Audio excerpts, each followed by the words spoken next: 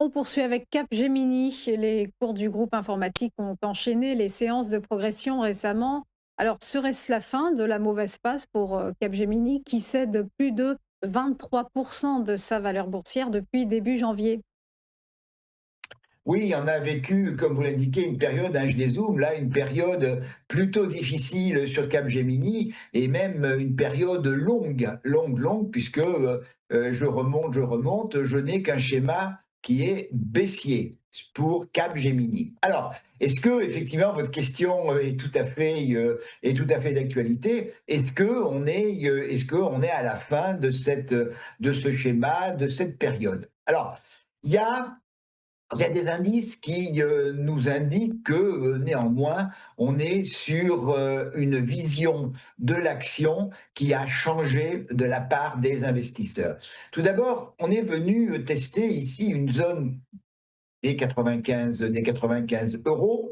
On est toujours à l'intérieur, on est toujours, pardon, on a toujours en perspective un canal baissier ici, qui est toujours présent, un canal qui est très propre puisque les cours ont, dans un premier temps, bien évolué du haut vers le bas, du bas vers le haut, du haut vers le bas, du bas vers le haut, et puis après avoir testé la zone des 95 euros, on n'est pas revenu tester la branche basse de ce canal baissier. On n'est pas revenu non plus tester les 95 euros et on a fait un plus bas qui était plus haut que le précédent en testant les 98,66 €.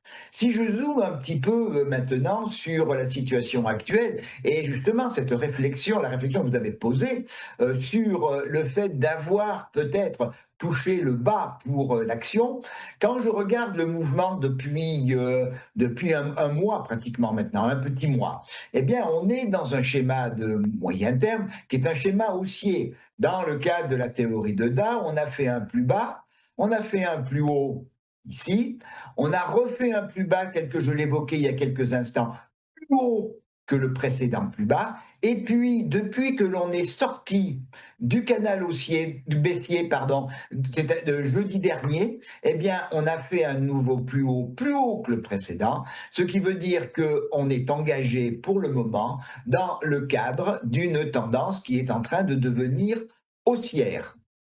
Alors, il faudra franchir véritablement la zone des 110 euros pour que le dernier plus haut dans la tendance baissière soit franchi et qui invaliderait définitivement le, la fin de la tendance baissière. Donc voilà un petit peu pour répondre un peu à votre question, le cadre dans lequel évolue Capgemini. Maintenant, on va s'intéresser d'un peu plus près à cette nouvelle dynamique qui a été mise en place à la fin du mois de mars de cette année. Alors tout d'abord, on a ce schéma de théorie de Dow, de plus haut de plus en plus haut, de plus bas de plus en plus haut également. Et on a d'une part, au niveau des indicateurs, on a le RSI qui est en phase positive. Les volumes, depuis quelques jours, ont un petit peu diminué.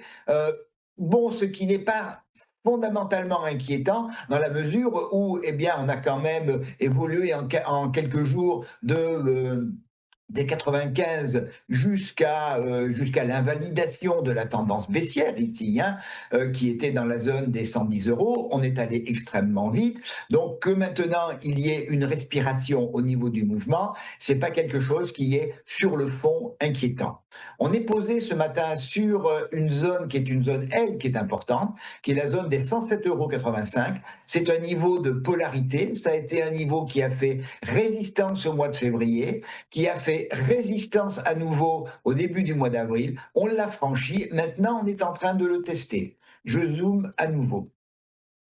Par ailleurs, mes bandes de Bollinger sont en phase d'ouverture. La bande de Bollinger haute est bien ouverte et on a encore une petite résistance à franchir qui est cette zone des 110, 111 euros.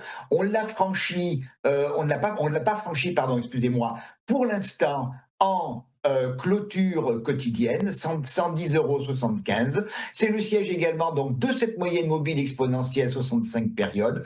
Donc vous avez compris que j'attends le franchissement de 110,75 € pour entamer une nouvelle jambe de hausse pour Capgemini, qui montrerait en plus qu'il y a de la volonté du camp acheteur pour poursuivre le schéma haussier et oublier cette tendance baissière confirmée par le franchissement en clôture quotidienne des 110,75, l'invalidation de la tendance baissière, et pour aller tout d'abord vers un niveau de gap baissier qui a été ouvert au début du mois de février entre 116 et 116,75 €. Et à ce moment-là, on aurait de la place au-dessus pour aller viser les 126,55 €.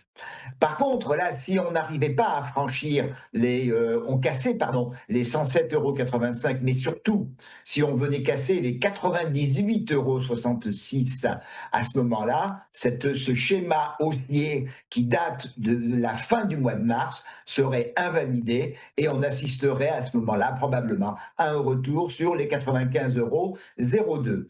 Mais vous l'avez compris, Roselyne, j'ai une vision plutôt positive pour l'action Capgemini.